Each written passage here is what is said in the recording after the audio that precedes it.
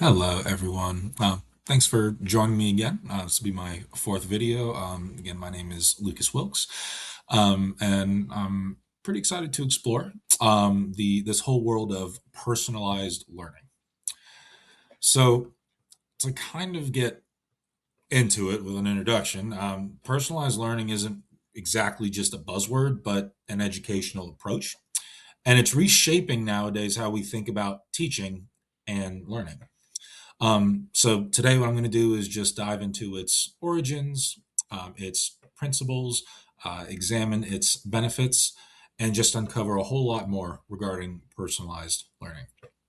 Um, as we go through this topic, I'm also just going to go over the key elements that make it personalized learning both innovative and impactful. And then we're also going to explore how these principles can truly transform the educational experience for learners. All right. So, kind of going into the roots of personalized learning, it's pretty important to acknowledge the contributions of two specific educators. And those educators are John Dewey and Maria Montessori. So, they had a lot of great ideas, but their specific ideas laid the groundwork for what we now call learner centered education.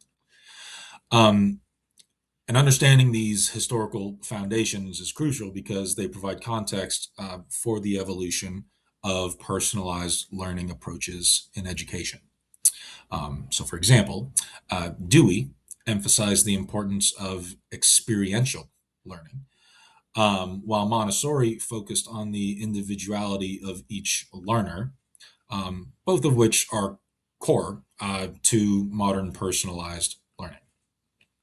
By appreciating these early theories, we can gain a bit of a bigger insight into how educational practices have shifted towards accommodating diverse learner needs.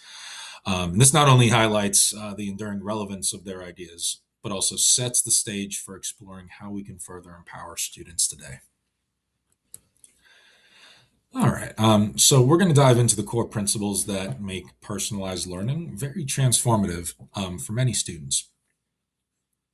So, firstly, is learner agency.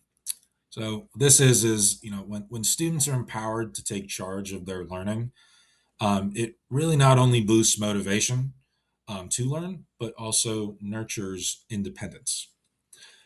Afterwards, we have customized learning paths. So, by tailoring lessons to each student's unique strengths and interests, we allow them to explore subjects at their own pace. So this kind of customization is key to keeping them engaged in their learning and engaged in their work, and also invested in their education as a whole. And then finally, we focus on competency-based progression.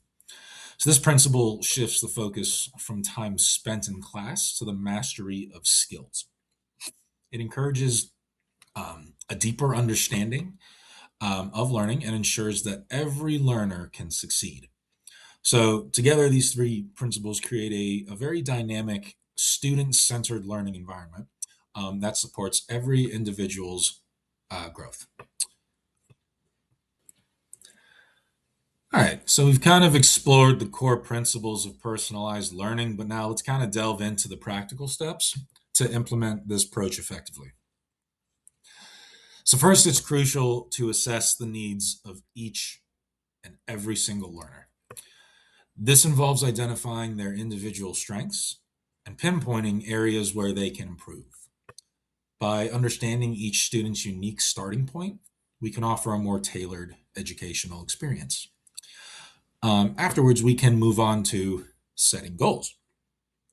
So, establishing specific, measurable objectives for every learner is super important and is key when it comes to personalized learning.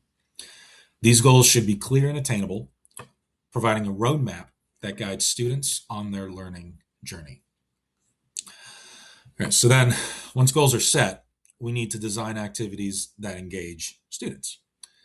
These tasks should align with their preferences and interests, ensuring that students are not only learning about, but are also excited about the learning process.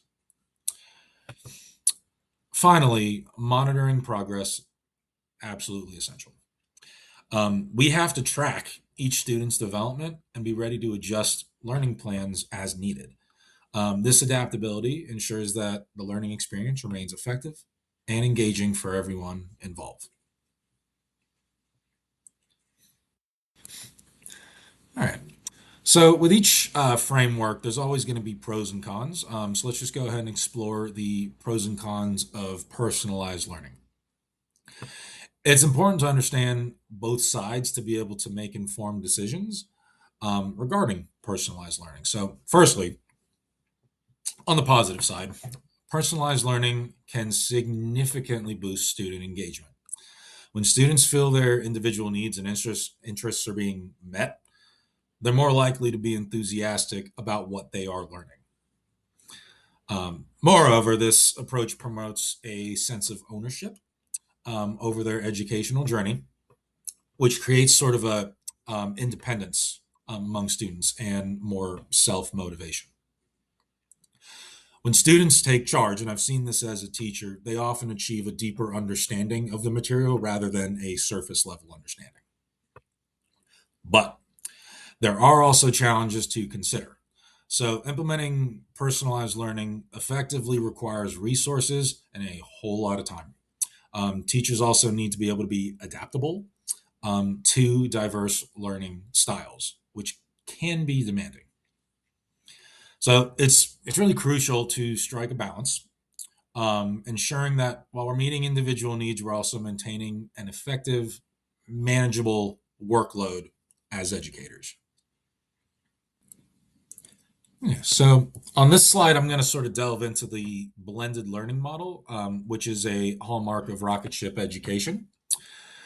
So the first key point is how rocket ship successfully merges technology with personalized instruction. And this combination that rocket ship gives empowers students to engage with content that resonates with their learning styles and needs. So let's look at some effective examples of personalized learning as it pertains to this. So these aren't just theoretical models, but practical implementations where students thrive by receiving education tailored to their unique pace and their unique interests. Um, so again, this blend of technology and personal touch is what sets Rocket Ship apart, creating an environment where students are motivated and engaged. All right. So today I also wanted to dive into and kind of compare and contrast differences between what I am talking about in this presentation, personalized learning, and something called adaptive learning. So personalized learning focuses more on empowering students with individual choices and encourages learner agency. It's really about giving students the freedom to take charge of their own educational journey.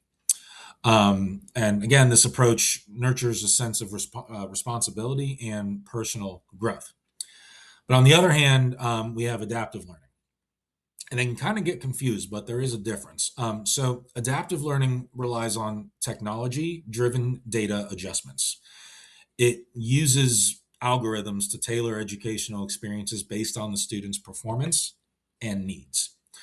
So both approaches have pretty unique strengths. So personalized learning fosters independence. Adaptive learning offers precision and efficiency in meeting learning goals. So really, it's this is kind of an interesting slide to think about, especially as educators, which approach might work best for different learners or situations. It's a good question. So, what subjects and tasks are most engaging for young learners in a personalized learning setting? So, first and foremost, tasks should be interactive and hands on. Young learners really thrive when they can actively participate and manipulate their learning materials. If you think about activities like science experiments or art projects, students have that ability to explore and create with those kinds of tasks.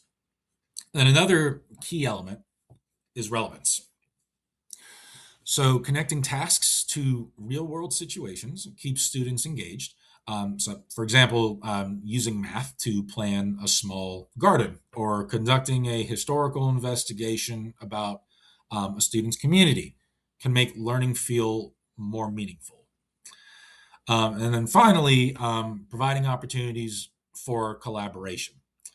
Tasks that involve working together not only enhance learning, but also build essential social skills. Group projects or peer feedback sessions can be incredibly effective. So by focusing on these aspects, we can create an enriching environment that captivates young minds and supports their development. So I'm really quickly going to dive into ideal characteristics of students who thrive in these kind of personalized learning environments that I've been talking about. So first, I'll talk about those who actively pursue their own interests and strive for personal growth. These very self-motivated learners are the backbone of personalized learning. They make it what it is. These kind of learners are curious, driven, and seek out opportunities to expand their horizons. Then we have students who benefit from differentiated support. So this might mean they excel when provided tailored guidance and resources that address their unique needs. Personalized learning environments offer the flexibility to meet these needs, ensuring that every student has the tools to succeed.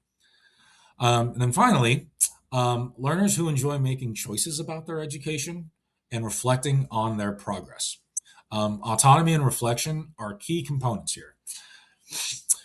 These students are empowered by the ability to make decisions and learn from their experiences, making them perfect candidates for personalized learning. All right, so as I wrap up here, I just want to reflect on the core of personalized learning. Um, Really, it's dynamic. It's a dynamic learner centered approach, meaning it's designed to adapt to the unique needs of each student. This kind of flexibility not only supports individual growth, but also empowers students to take charge of their learning journey. And remember, the essence of personalized learning lies in its ability to cater to varying learning styles and paces. So, by doing so, it encourages a more engaging and effective educational experience for those who are involved. Okay. Potential benefits again, students can be more engaged, motivated, and better equipped to succeed both academically and personally. Thank you very much.